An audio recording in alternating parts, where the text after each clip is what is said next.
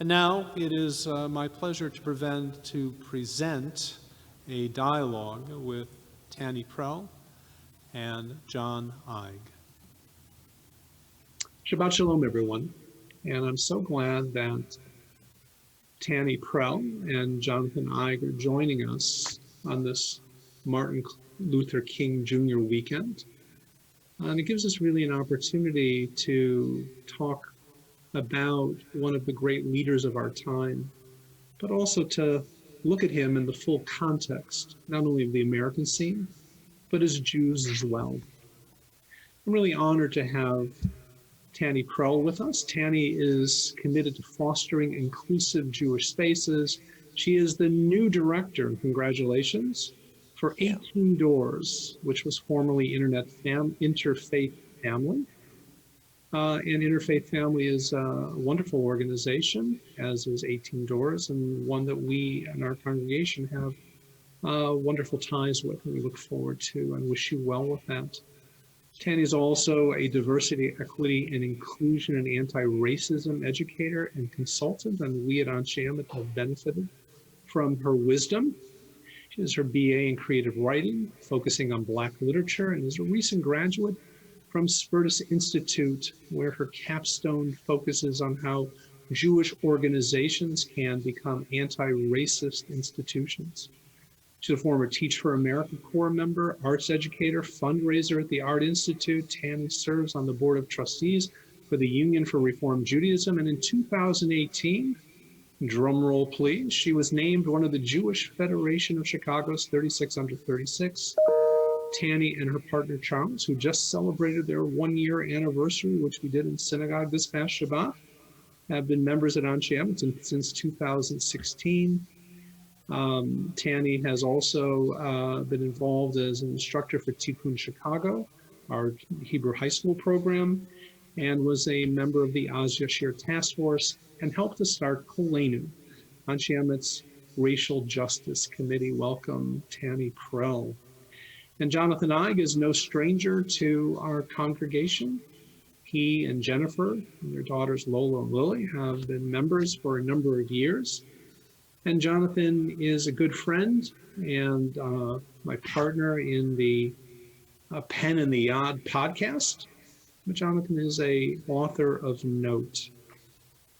He has written a whole series of books that have been celebrated internationally, from Luckiest Man, The Life and Death of Lou Gehrig, Opening Day, the story of Jackie Robinson's first season, Get Capone, The Secret Plot that captured America's most wanted gangster, The Birth of the Pill, how 4 crusaders reinvented sex and launched a revolution, and Ali, A Life. And all of these books are celebrated, and Jonathan has won many, many awards, and we are really honored to have you, Jonathan. Thanks. So let's begin with the Parsha. After all, I'm a rabbi, so I really can't help myself here. And in the Parsha of Vayera, Moses is confronting Pharaoh for the first time. And he demands that Pharaoh let the people go and visits the first of the plagues upon Pharaoh and the people Israel. Moses, who doesn't want this task, suddenly finds himself thrust into this historical moment and fearlessly stands before Pharaoh. And I couldn't help but think of how appropriate it is that we commemorate Dr. Martin Luther King Jr. at a time when we are also reflecting on Moses's legacy. So I'm going to ask you both to consider this. What leadership qualities do you think that Dr. King shared with our Moses? And if you could fold into your answer something along the lines of, what do you think made him so fearless? Tani. Yeah, great question. And Shabbat Shalom. I'm so glad to be in this space with both of you and with everyone virtually. So King and Moses, I think that they both really understood the power of relationship building and knew that they couldn't do the work on their own. And for Moses, he had Aaron, and MLK would fill rooms with people who he knew would be able to continue the work after him and bring people along on the journey. And I think that for both of them, they knew and understood that it was going to, for the work to get done, it was going to be more than just the two themselves doing it, and that movement building was going to be just such a huge and important part of their work going forward. And so for MLK, like while he was the face of a movement, it was a whole group of people who were marching from Selma to Montgomery. It was a whole group of people who were there for the March on Washington. And so I think that they both really recognized that we're all stronger when we have a full group of people who are Better with together. us, better Better. together. Yes. Well, in introducing Jonathan, I kind of forgot the most powerful connection to the day is that Jonathan's also working on the biography of Dr. Martin Luther King Jr. right now. So how would you understand the question and how would you answer that? What's the connection between Moses and Dr. King, and is there a connection, or what is it? Yeah, thanks for asking, and Shabbat Shalom to both of you. Tani raised a good point that King never really felt like he was alone in this, and it's interesting that the comparisons with Moses began almost immediately for King. In 1956, while the Montgomery bus boycott was just getting underway, Jet magazine called him Alabama's Moses on the cover of the magazine. And he's just becoming known nationally. And one of the reasons that comparison worked is that he did not want to be leading the Montgomery bus boycott. He was still working on his doctoral dissertation. He wasn't Dr. King yet. And he said, I'm busy. Let someone else do it. But he was chosen for this job in part because he was new to town and he didn't have any enemies. And they thought, we can maybe get all the churches to agree and to come together behind this guy because nobody dislikes him yet. And it was as simple as that. And then when his house was bombed, he really had to question again whether he wanted to do this. And that's when he's had this vision. He actually heard the voice of God. So again, another comparison to Moses. He hears the voice of God in the middle of the night after receiving a threatening phone call. And God tells him that he needs him to do this. Not that you'll be safe, but that I need you to do this. And for the rest of his life, I think that's where the fearlessness comes from. He believes that he has been chosen for this and that he can't turn back. It's so appropriate in a way that we're talking about Dr. King at this inflection point in American history.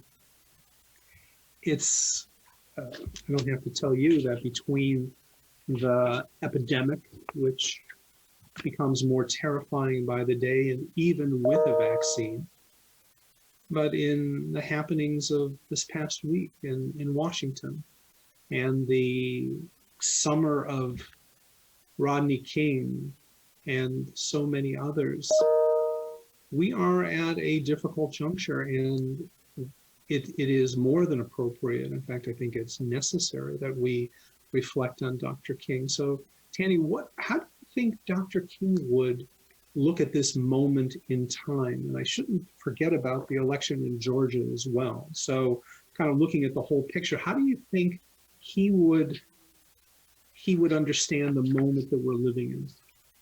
Yes. I think that he would be elated to know what is happening in Georgia, what happened in Georgia, and that all of the work that he put into voter rights for Black people has come to fruition, and that Black voters in Georgia have had such an impact on shaping our country. And so I think that he would just be elated to know that. I think he'd be incredibly disappointed to know that so much of the violence against Black people that was happening when he was a leader still happens today, and that in some ways it's taken on new forms, and the systems have taken on new forms, and then in other ways it's still very, very similar. Um, but I think also he'd be really happy to know that this moment that we're all sharing together is happening, and that like I as a Black Jewish woman sharing space with the two of you today, I think like this is what he was fighting for in so many ways.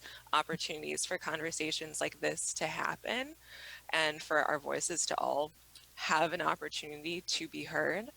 And so I think that just symbolically, the three of us in conversation today would make him incredibly, incredibly proud. As long as you mentioned the happenings in Georgia, how do you think, Tani, that Dr. King would see someone like Stacey Abrams? Yes. Yes. I think that Stacey is just Stacey Abrams is such an incredible example of what it means to bring the people along with you in your journey of leadership. And she knew that the work was going to take time, and had her 5-year plan for what it was going to take to bring Georgia into being a blue state, and found people to help organize and lead and bring that people power along with her. And I think that King really did the same thing and set the stage for what it meant to organize and empower people to change their lives and choose the direction of their futures. And here she's doing the same kind of voter registration work, right? It's right there. Yes. Jonathan, Yes. so Jonathan, how would you approach this question? How do you think Dr. King would look at this? Tani said, at the same time, I think King would be frustrated that we're fighting so many of the same battles. And in some ways, it's great that we're having this conversation because it's the celebration of King's birthday. But you could make an argument that he would be not at all happy with the celebration of his birthday, that it becomes this way for white America, and even for the conservative politicians who I should mention, the Republicans, it was Ronald Reagan who signed the King holiday into law, that it becomes a whitewash King's legacy. And to talk about King, to talk about the content of our character, and the gains that we've made while not looking at the fact that so many of the problems that he addressed remain problems.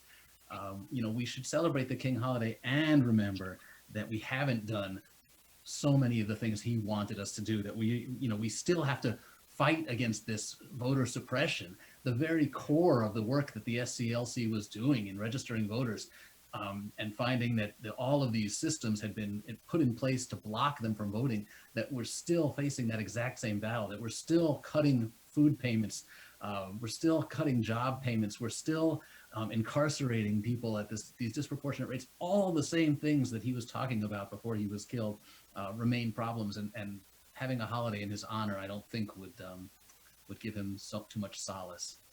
Do you think that he would be surprised to see the images of people storming the Capitol? Or would he say that this has always been coming? I'm just surprised it took this long. Well, I think he'd be terribly disappointed, because so much of what he set out to do was to remake the soul of America with African Americans leading the way, by saying, if we can love our enemies, we can remake the society. We are the people who've been oppressed, like the Jews. We have been the people who have been put upon, and we are going to show a better way forward. And by loving our enemies, by telling them that we have not given up on them, we are going to change the world. And to see that hatred is still out there, to see that there's still so much anger out there, and so much of it still directed at African American people, I think would be a disappointment to him as it is to all of us. And do you want to answer that? I completely agree with what you're saying, Jonathan. And I think King would look at the events that also led up to Wednesday, and knowing that all of the protests for the movement for Black Lives and how they were treated by the media and public and police, and then to see the difference in many ways, and knowing that it would be a very different situation if the people who had been at the Capitol had Black or brown skin. And I think that would really, I think that would be incredibly, incredibly frustrating for King to know that there is still that major disparity. And even when peaceful protests are still happening, that there is still met with violence. And I think that he would be hopeful to know that when there has been this very, very visible display, that people are hopefully going to take action and see it as a call to action. And yet, the irony of Tuesday having a Jew, Asaf and Warnock, a person of color chosen in Georgia, the very first African-American senator from the state of Georgia, right? And then the next day, to see the Confederate flag being marched through the halls of Congress and people wearing blatantly anti-Semitic T-shirts such as Camp Auschwitz, etc. It does emphasize the importance of the partnership between Jews and African Americans in a very powerful way, because even if we're not doing the work, it shows that people in these people in these extremist groups put us together. And so it's sort of, you have this connection, which I think is such a, it was such a week of elation and a devastating week at the same time. So I guess I'm going to ask you to dream for a moment, because we are at a nadir, in American history. This is a very tough time. Imagine Martin Luther King Day in the year 2026. It's 5 years from now. What are your hopes for racial equality, racial equity at that moment in time? Not only for our country, but for our community, and I would also suggest for Anshe Emet as well. So Jonathan, I'll give you the first track record. This is 5 years from now. And of course, your book is, acclaimed. It's the Bible of the day. And everyone quotes Jonathan Igue. So let's put that aside, because I know that we already know that. I think that What was. would you imagine? What's your hope 5 years from now? Wow, that's a really tough one. I would hope that we don't see so much division. I mean, that's just obvious, right? That our country has become more and more divided racially, politically, religiously, and we are, putting ourselves into these little silos and not really looking at anywhere else. And so much of our news, comes from people that we're comfortable getting our news from. I just wish that we could, be more open-minded and think about other people besides ourselves. And I feel like I'm, saying the most obvious, basic things, but that's what it's come to. That we have to remember just to do what King said, and to love our neighbors, and to think of the beloved community that he talked about. I mean, why should that sound so idealistic? Everybody should be able to agree on these very basic things, and I would just like to think that there's got to be a way to get out of this cycle of hatred and anger that is really governing the country right now. Well said, Tani.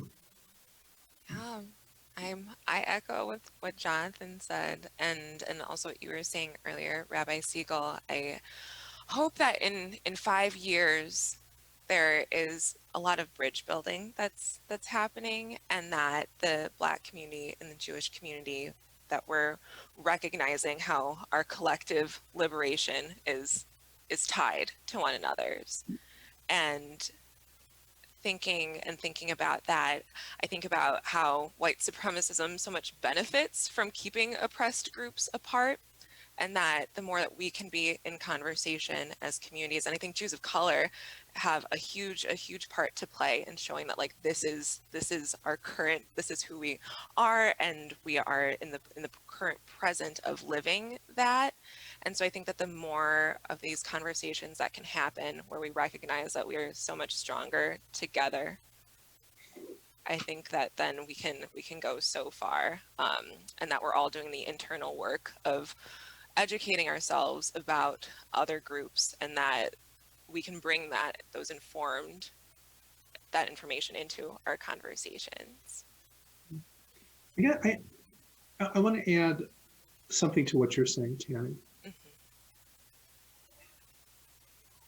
I think that if we really want to see change happen, then part of it has to start with us. Yes. And as much as I think we've done it, Anshe, and as much as I'm proud of the steps we've taken and the leadership role that our congregations play, I also want to acknowledge that we have a ways to go. We've got work to do to check ourselves and to make sure that we understand ourselves and our motivations and where we can take and where our children can take us. Yes. And on this path. I'm thinking, Jonathan, you have two younger daughters, and what are your hopes for them? Obviously, They live in. yeah, I'm going to answer that question like a politician and not answer it at all, because I'd like to think it reminded me of a story that I wanted to tell you. That I don't think I've ever mentioned this to you, Rabbi. When I was researching King's story, one of the very first things he wrote about, and he wrote this in college, he wrote about when he became aware of race in America. And he said that he had a friend who lived in the neighborhood, who worked at his father owned a grocery store, this kid. And the kid would play with young ML, as he was called at the time. ML would play with this little white boy whose father owned a grocery store across the street. And when they got to be 6 years old and they went to school, they went to separate schools, ML wasn't allowed to play with this little white boy anymore, and he couldn't understand why. And the white boy said, well, my parents said I can't play with you because you're a Negro.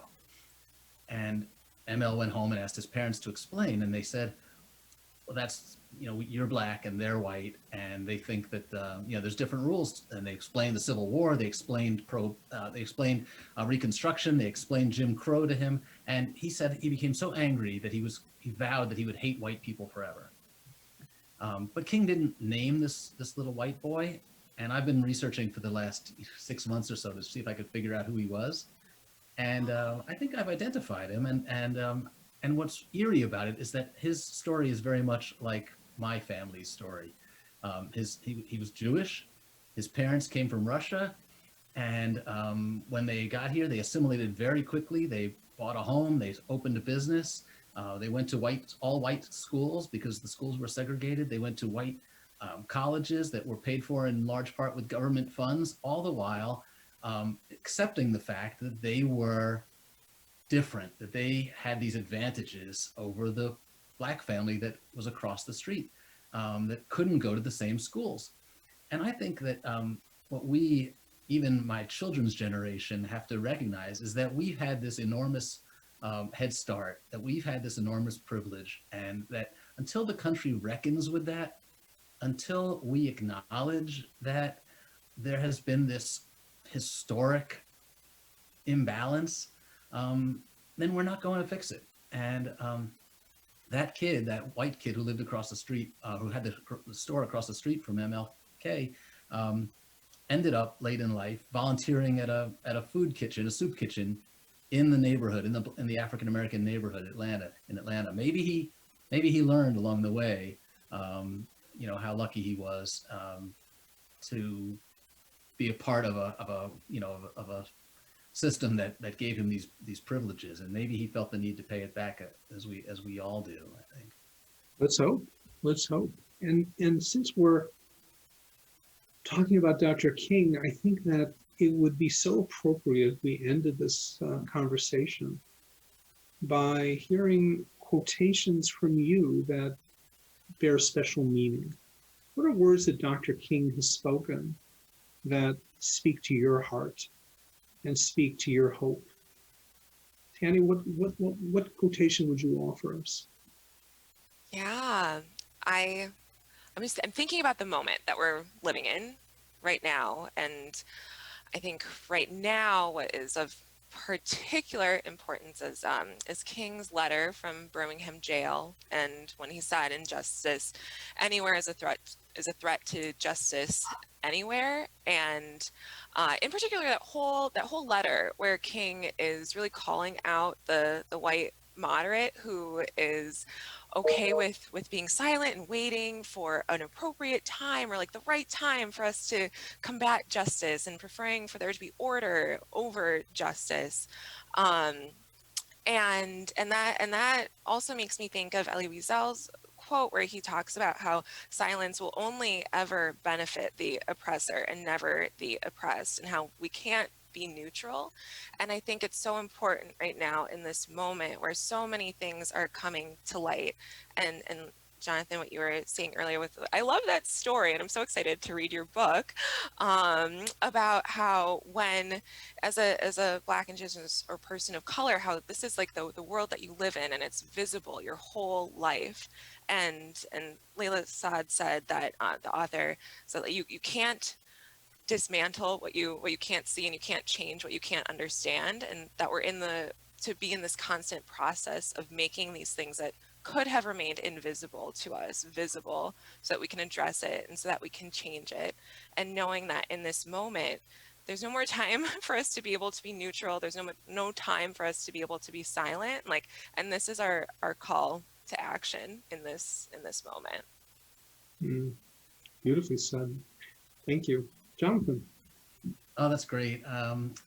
I didn't do my homework for this question, but I will say that I don't have a quote, but I will say that the message of the Birmingham letter from Birmingham jail, that, as Tani referred to, is that it came in response to a bunch of ministers who thought they were on King's side, who thought they were being supportive in writing this letter saying, be patient.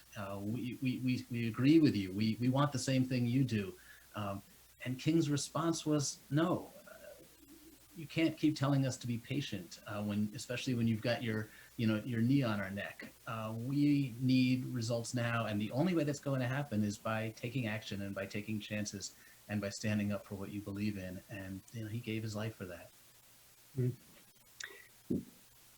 In thanking you both, I want to just say that it is such a source of pride for me to be part of a congregation that has people like you involved and engaged.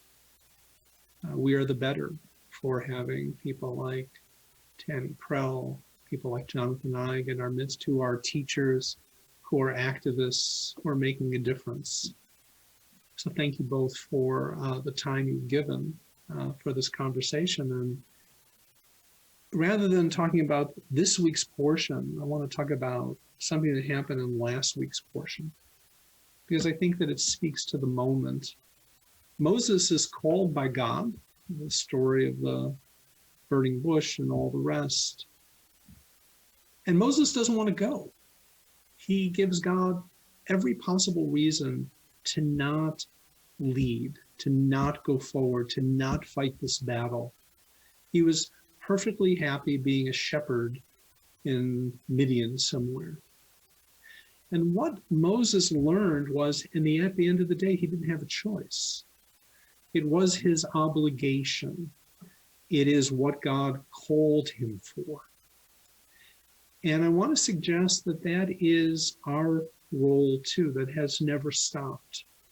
That is what it means to be a Jew living anywhere, but living in America in this time. We are obligated to get involved. We are obligated to raise our voices. We are obligated to use our resources. We are obligated to make a difference. And there is no turning back. There's no saying, hey, you let someone else do it. God doesn't take no for an answer then and now. And I don't think Dr. King would take no for an answer. And I think Dr. King's letter from a Birmingham jail is a good reminder for all of us that we have responsibilities here and now. And God is calling, the Torah is calling, this world is calling, and we can make a difference. So thank you so very much.